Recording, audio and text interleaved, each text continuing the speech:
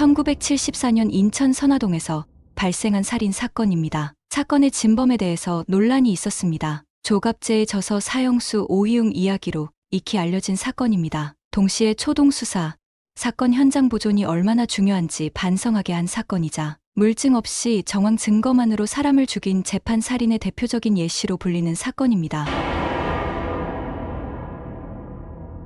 1974년 12월 30일 오후 10시 40분경 인천 모처에서 쌀가게를 운영하고 있던 두 이분이란 20대 여성이 자신의 가게 앞 식당 여주인에게 집에 같이 가달라고 부탁하면서부터 사건은 시작되었습니다. 두 이분은 2시간여 전에 자신의 가게 앞 식당 여주인에게 자신의 가게 앞을 봐달라고 부탁하고 나갔다고 합니다. 그런데 두 이분이 가게를 나가기 전에 분명 가게 문을 잠그고 갔는데 돌아와 보니 가게가 열려 있었다고 합니다. 두 이분과 여주인이 같이 두 이분의 가게 안으로 들어가 두 이분의 남편과 두 아이가 있는 가게 안쪽 방으로 들어가 보니 놀랍게도 38세 남편과 9세 정연홍, 6세 정연경이 싸늘한 시신으로 발견되었습니다. 놀란 식당 여주인은 자신의 남편을 불렀고 두 이분은 놀라서 실신했다고 합니다. 식당 여주인의 남편은 처음 두 이분의 남편과 아이들이 쓰러져 있는 걸 보고 연탄가스 중독이라고 생각해 아이들의 시체를 밖으로 옮기고 두 이분의 남편의 시체도 옮기려던 중 두 이분 남편의 목에 스카프와 넥타이가 메어져 있는 것을 발견했습니다. 하지만 그때는 이것의 의미를 몰랐고 결국 이때 저지른 사건 현장의 훼손은 사건의 진상을 밝히는데 큰 어려움을 낳는 결과를 초래했습니다. 그리고 당시 신문이 23차례나 이루어졌는데 둘의 진술이 서로 달랐으며 오희웅과 두 이분의 진술도 그리고 당시 사건 현장 상황에 대하여 3명이 다 똑같은 점이 하나도 없었습니다. 둘만 같거나 3명이 다르거나 일부만 같은 등 뒤죽박죽이었습니다.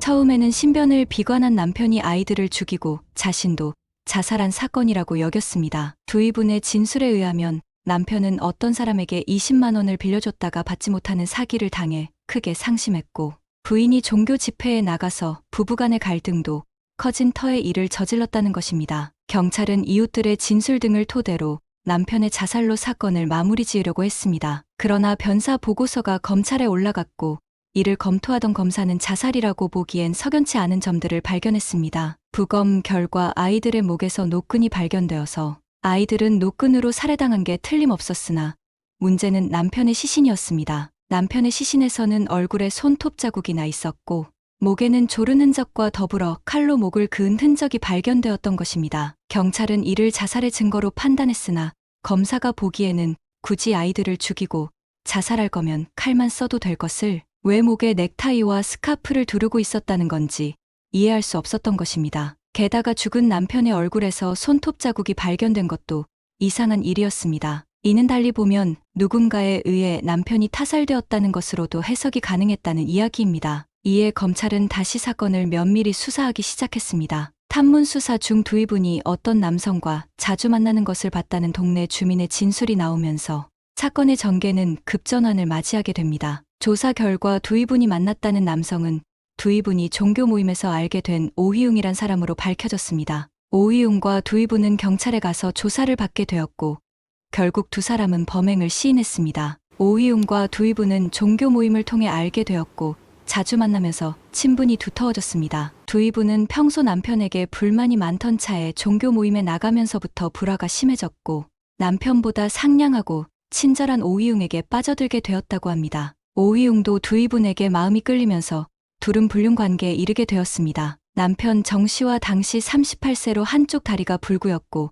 마땅한 직업이 없었으며 두 이분이 22세였던 1968년에 중매로 결혼하였습니다. 두 이분은 남편과 이혼하고 오희웅과 재혼하기를 원했으나 남편이 이혼을 쉽게 허락하려 하지 않을 듯하자 결국 남편과 아이들을 죽이고 오희웅에게 가기로 결심했다는 것입니다. 사건 당일 두 이분은 아티반이라는 신경안정제를 몰래 구입해서 음료수에 이를 몰래 탄 뒤 남편과 아이들에게 먹게 했습니다. 아티반의 효과 때문에 남편과 아이들은 깊이 잠에 빠져들었습니다. 8시 20분경 오희웅이 두 이분의 가게에 찾아왔고 두 이분은 오희웅에게 남편과 아이들을 살해해달라고 부탁했으며 술에 약간 취한 상태였던 오희웅은 충동적으로 방에 들어가 살해 도구로 쓸만한 것을 찾아서 두입은 남편의 목에 넥타이와 스카프를 둘러 목을 조르고 두입은 남편이 바둥거리자 칼로 두입은 남편을 살해했습니다. 이후 노끈으로 두 아이들까지 교살하고 오희웅은 두이분의 가게를 나섰습니다. 두이분은 자신의 가게 맞은편의 식당,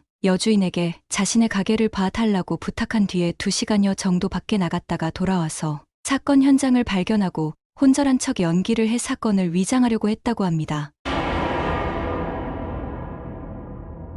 1975년 3월 20일 인천지방법원에서 두이분과 오희웅의 첫 공판이 열렸습니다. 그런데 오희웅은 재판장에서 자신은 두이분의 남편과 아이들을 죽이지 않았다고 진술을 번복해 파장을 일으켰습니다. 두이분과 오희웅의 진술 중 오희웅이 두이분의 가게에 찾아간 것은 두 사람의 진술이 일치했지만 오희웅은 잠시 안부를 묻고 나서 자신의 집에서 종교 모임이 있기 때문에 바로 가게를 나섰다고 주장했습니다. 두이분의 가게에서 오희웅의 집까지는 약 10분여 거리였는데 오희웅과 모임을 같이 하던 종교 모임 사람들의 진술에 의하면 오희웅은 이날 8시 35분경에 집에 왔다는 것입니다. 만약 오희웅이 범인이라면 이게 가능하겠느냐는 반론이 나왔습니다. 또 오희웅이 범인이라는 명확한 물적 증거가 없었습니다. 진술대로라면 오희웅이 방 안에 들어가서 살해 도구를 찾고 남편과 아이들을 살해하는 과정에서 지문이 묻거나 혈흔이 묻는 게 자연스러울 텐데